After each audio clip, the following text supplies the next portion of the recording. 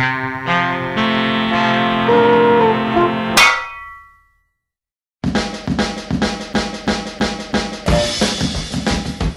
name's Mike Ellis. I have a problem. I rescue, refurbish, restore and revitalise vintage drums, in particular Premier drums. In this programme I'll share with you my adventures, ups and downs, ins and outs, triumphs and tragedies as I lavish some TLC on vintage British drums. Welcome to the Drum Fettler.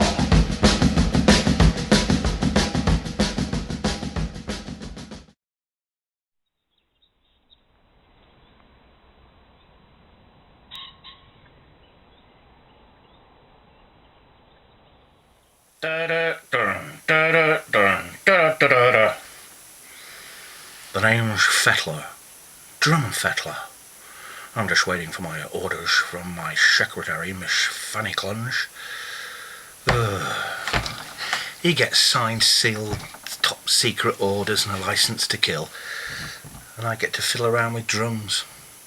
Yeah, I think I'll stick with the drums. Anyway, the do list. This is my do list. As some of you might have noticed, this is a pilot's kneeboard from my days when I did a little bit of piloting. I stopped flying not because I didn't like being a wannabe pilot, I just couldn't stand the out to go flying with. Yeah, look, this is it's got the pilot's alphabet. I use it now for making lists of stuff that I need to do. Laundry.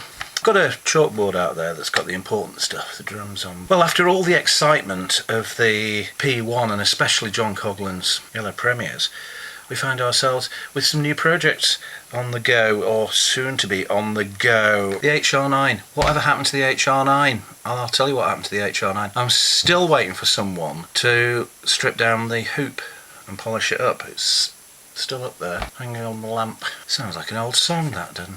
I was hanging on the lamppost. That's stalled, unfortunately, so we've got to find something else to be doing. Oh, remember the white marine pearl kit I was going to do? I'd done a Royale and I quite fancied doing another. Yeah, that stalled for no other reason than I couldn't be bothered doing it, really. I changed my mind. We might come back to that, but we shall see, we shall see. What else have we got? Oh yes, we were saying about the yellow kit. Now, I used to have a yellow Beverley kit some years ago. I sold it to my friend Ed, who sold it to his friend Andy. So I still get to see it on Facebook. I replaced it with a blue Beverley kit, so all ended well anyway. But I thought I quite fancy a yellow kit because I've got a 15-inch Beverley shell knocking around. It was actually converted into a table, and it had all sorts of strange lugs attached to it, but unfortunately it's been drilled. So I was thinking, if I put the bigger Beverley lugs, the ones that were on the bass drum and on later Premier projector drums, that might cover up the holes, or at least the filler, which will have to go in there. So I might just start a yellow Beverley kit. There's a Beverley tom knocking around in here as well, which I could rewrap to match. And yes, we've done that. That's page is finished. Hoop restoration we've talked about. Oh yes, the other thing I'm going to be doing is I'm going to see another Fettler up in Leicester at the Drum Bunker. Going to have a little road trip up there. Oh, and another thing, there is a Blue Shimmer Premier kit on the way in, all being well, for a full fettle and some missing parts to be put on. So yes, there's plenty of fettling on the horizon. Anyway, I can't sit around here all day chatting. I've got things to do. I mean, God, stop distracting me.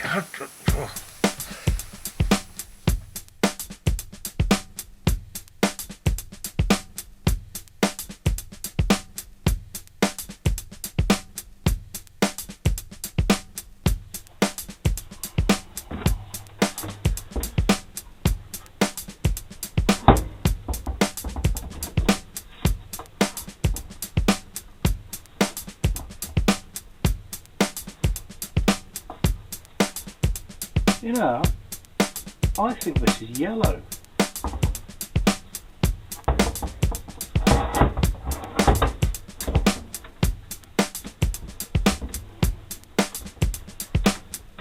Oh my God, it is. Can you believe that? Look,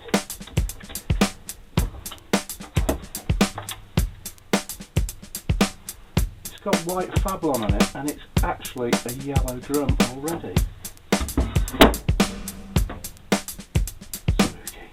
As you can see, it is, as I thought, yellow. It looks a bit grubby at the moment because it's still got the adhesive from the fablon on, but that should come off fairly easily. The wrap looks to be in very good condition.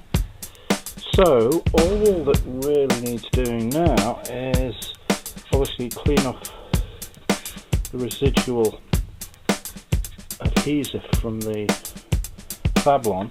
Then I've got to repeat the holes here. We've seen this before, haven't we? Converting a concert tom to a double-headed tom. So same again here for the holes. Put a bearing edge on the bottom there, tidy all that up, and I feel a lovely tom. Excellent.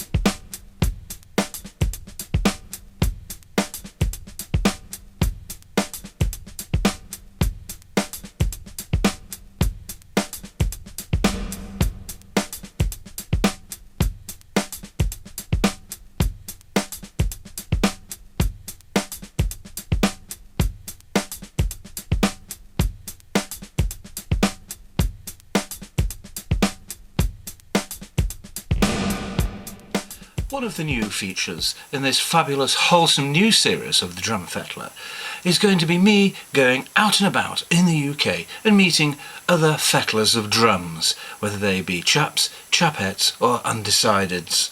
And we'll go and have a little chatty poos with them about what they're doing, what they've done and what they'd like to do. So join me, if you will, in the first of an occasional series entitled Chinwag Corner.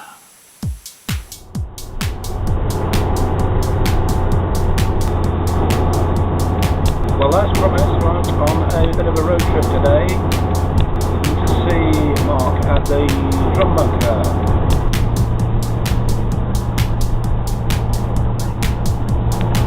He lives in the spiritual home of our beloved Premier Drums.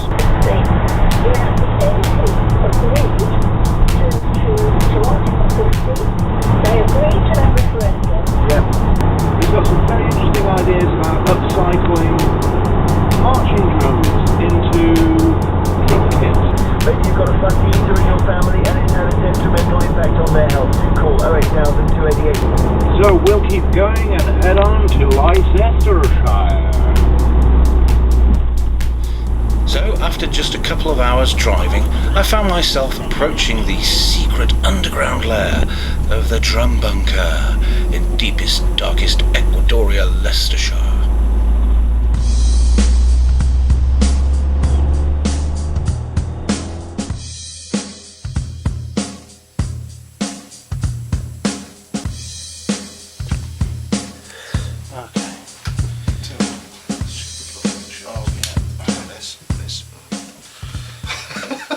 Well, as promised, here we are, deep in the depths of the bowels of the drum bunker, with the very nearly legendary Mark Haynes. Hi, Mark. You all right? Yes, thanks. Great. Well, thank you for having me. It's been wonderful to be able to come up here and speak to you. Just tell me a bit more about what you do here. I suppose the main thing I do here is kind of resurrect the things back from the dead. Yeah. Same thing. Same we do. Several of us do. But I tend to take on the jobs that a lot of people won't. Yes, I've seen some of the horror stories that pass through your hands. There's an awful lot of bad paint jobs and butchered holes and cracked shells and loose bearing edges and splits and things falling off, which I do a lot of repairs, and then so it's a full rescue and restoration, really. Yes. Yeah. A lot of them are. They do feel like a rescue rather than putting them in the bin, which is where some of them have come out of. Well, yeah, we're exactly the same on that. I'll never throw anything away, and it's always you've got to keep. Hence the state of this place, I mean. Well, it's great. I mean, I love places like this. It's wonderful. It's full of lots of goodies and jobs on the go. You also did some very unusual kits called Bop Tart. Yes, I still build them to order. I did build a run of them. Part of it was a pain in the neck because there was kits everywhere, half built. And what, like there is now? Oh yeah. Now it's special orders, and I've been taking in some orders again just recently. Oh, great! It's great because they're just people keep talk about portable drum kits. Yeah. I don't really know what that term means because they're all kind of portable. You've always got to lift something You have, sooner or later. but it's just the idea that as cars get smaller, you can still get the kit in the boot. My whole kit will go in the boot of my Focus. Right. So I'm gigging with everything. Right. Okay. Well, I've just done a piece actually about my transit van. And why drummers should actually have something this size, have huge vehicles instead of these tiny Did all little that as well. Euro blobs. But yeah, I suppose you've got to cut your cloth, accordingly. Well, it was. I built a kit for an event, and they wanted something really tiny. Yeah. And then somebody approached me and said, "Could I have one of those?" And then Right. it just kind of snowballed a little bit. What I also like is the way that you utilise old marching drums as well, Yes. because sometimes some drummers or some hobbyists will get a marching drum and they just go, don't know what to do with this. But things like snare drums can become small floor toms, and tenor drums Certainly, yeah. can become bass drums. I mean, with the snare drums, if it can be rescued as a snare drum, it gets rescued. Right. The one I'm using on my kit at the moment was just a shell and looks. Right. There was nothing at all. Everything came out of my big box of nonsense. Okay. So I didn't ruin anything, and it was a very poor shell as well. It was in a rotten old state with the reinforcing rings off. Ooh, that sounds But like it was hard. still round. Yeah. Oh, Luckily, yeah. unlike a Ludwig kit I had in recently, had to been the bottom reinforcing ring had come off, and he left it lying on its side for months and months and months and months. Oh, that's nice. So it was D-shaped. D-shaped. Oh, Yes. I've had egg-shaped Ludwigs It before. was an absolute flat spot. Wow. So we had to put the reinforcing ring back in, clamp it all up, turn it against it, so it was, the round bit was still against the... Well, it kind of proves that nothing is beyond repair, really, doesn't Well, it? he's using it regularly, but it was horrific. Right, I can He'd been told straight away, even though it was about a 1962 Ludwig downbeat. He said, "Bin it. Right. It was that bad." Yeah, I've seen the kit that you've been gigging with recently. It's got the, I think, is it the floor tom? Still got the original crest on it? Yes, Sea Cadet's crest on it, yes, or what's left of it. I couldn't bring myself to take it off. No, I think that's a nice touch, that, to keep some of its history. Lots of people asked me about that. Yeah. I was using a bass drum with a Scout logo on the side, but somebody wanted that more than I did, so off it went. Fair enough, yes.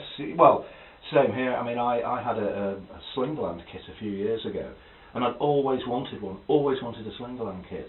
And it was made in the same year that I was born, and I loved it. It was great with bowling ball wrap. And I played a gig, and a chap came up to me, and I caved in under the weight of zeros. He said, "I want to buy it," and I said, "It's not for sale." And he just offered me a stupid price, because I got it quite cheaply. So I suppose everything's for sale at the right price. Well, I've got a 66 Ludwig kit that I've had for years and years and years, and was found in a shed in Whittick, which is some 15 miles up the road, where it has stood, I reckon, for 25 years, and I've had it for such a long time, and I've gently restored that. That's made the year I was born. Oh, right, great. You could persuade me to part with it, but you'd have to be chucking a lot of You'd beer have out of to. that as well. It wouldn't go easily. Yes, I know what you mean.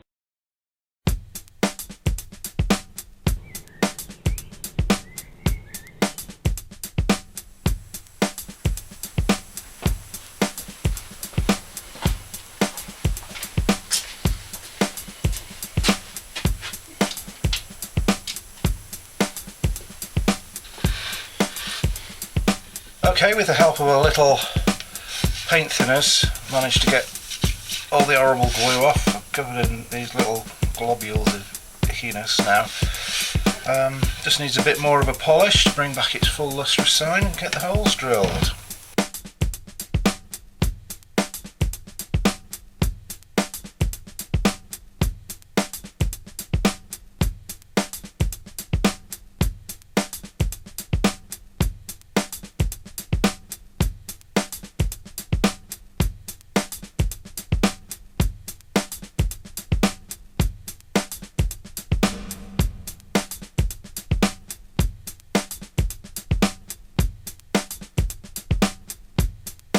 Well, there you go, that's the 13-inch done. Looks very pretty, almost devastatingly handsome. So the yellow kits look great. So I'm very pleased with that, how that's come out. So the next one will be the 15-inch, which, as I've pointed out, it's going to be a little bit tricky because of the existing drill holes. You never know, some more yellow drums, some more yellow Beverleys might come in to Blenheim Towers. Then we've got to wish for a yellow bass drum. It's a big wish. Stranger things have happened. Look at me, for example. Now, being based in Leicester, that means that, you know, there must be a lot of Premier stuff, because this is the spiritual home if it's not the actual home anymore. Well, not anymore now. No, It does feel like every other shed has a box of bits in it. Because everybody worked for Premier at some point. There's people on my street did. Yeah, I was thinking that because many years ago I lived in Coventry, and when I first moved there, everybody seemed to have a Hillman imp. There were thousands of them everywhere, which made sense because they were made just down the road. And I'm just wondering if it's one of those things from the old world of British manufacturing. If you had a big manufacturer there, everybody ended up with something in the shed by honest or nefarious means. Well, there was an awful lot of strange-looking kits that weren't the Premier strange-looking kits. Yes. That turned up at venues and things, and you think, well, that was made from bits you found in the skip. Yeah, back in the 60s, certainly in the 70s, I remember it. People just didn't think twice about putting a mount on the bass drum, and if it was in the wrong place, they'd just take it off and get the drill out and drill some new holes and put the new mount on. Because as far as I'm aware, in the 50s and the 60s, you ordered the kit, the drums, raw, if you like, and they went to the dealer, and the dealer, with the client, the person who's buying it, would then fit all the fittings onto the drum. But I've had Gretsch kits in with, over the last few years, with all sorts of mounts, and I had an 80s Gretsch kit in with a Premier mount on. Yes, well, I actually, was convinced it was fit by a dealer. It came in without it. I think it was quite common, certainly with Gretsch, quite long after all the other companies were fitting at the factory. They were still supplying the drums, you know, au naturel, without anything fitted to them, and you could have whatever you want put on them by the dealer, though. I mean, I've seen a Yamaha kit with Premier fittings on it, and whether that came out the back door of the manufacturer, I don't know, because it was a V-Power kit, so it was a Premier. Right, yes. Well, that's a different kettle of funniness. Yes, I mean that didn't have the Yamaha system on it at all. It was all just Premier, and it clearly hadn't been modified. Right. I wonder if that was something that was that was made up. I mean, I've heard stories at motorbike factories of all sorts of strange goings on in the 50s and 60s of people using different parts and different bits, but that's not something that I've got any expertise in. But well, they build Triumph motorcycles not far from here in Hinckley, and the people who work there, I believe, are still able to build their own bikes. So there's some very interesting Triumphs out there which are proper bits. It's that bit of that bike, and that bit of that one. So it's a real custom build, a bespoke thing. On the subject of ex-employees, there's obviously still a lot of them around. I had James Marston doing his rather unique 252 pedal. Yes. And there's a lot of them on the Premier Facebook page. We're all speculating as to what this is and why did that happen. And they've obviously just wandered in for the first time in weeks onto the page, and they go, no, actually I was there when that happened. The late great Eddie Haynes, he was very helpful and very generous with his time and information. And I did pump him for information on every opportunity I could. And he was. They all did. Yes, oh God, yeah. Well, you would, wouldn't you? But what I found particularly amusing, he didn't flower anything up. He didn't try to pull the wool over your eyes. Told the truth. And if you asked him something, he'd just go, you know, Mike, I'm 84. I can't remember. I don't know. Don't know. Maybe just had enough. Well, we've probably got enough anyway. To go on. What a lovely chap Mark is. Brilliant. Really enjoyed that. We'll be going back to see him again later in the series, so there's more to come there. And hopefully we'll get some other volunteers to appear in Chinwag Corner on the Drum Fettler. If you find yourself in need of Premier parts, and let's face it, who doesn't, pop along to the website Even if you can't see what you need, drop me a line through the contact form. Also goes for Beverley drums, hammer drums and of course Olympic. This just in, an unexpected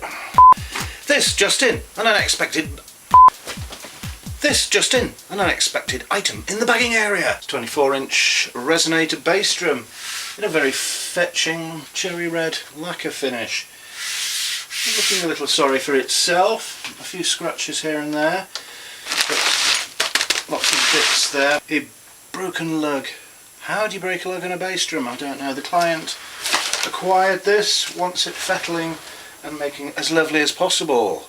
But also, over here, we also have the blue shimmer kit, as I mentioned earlier.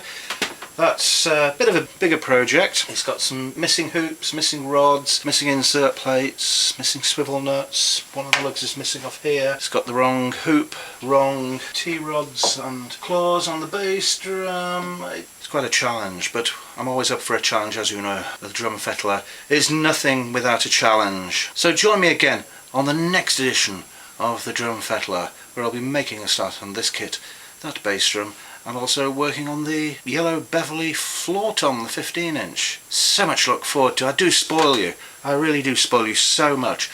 See you next time.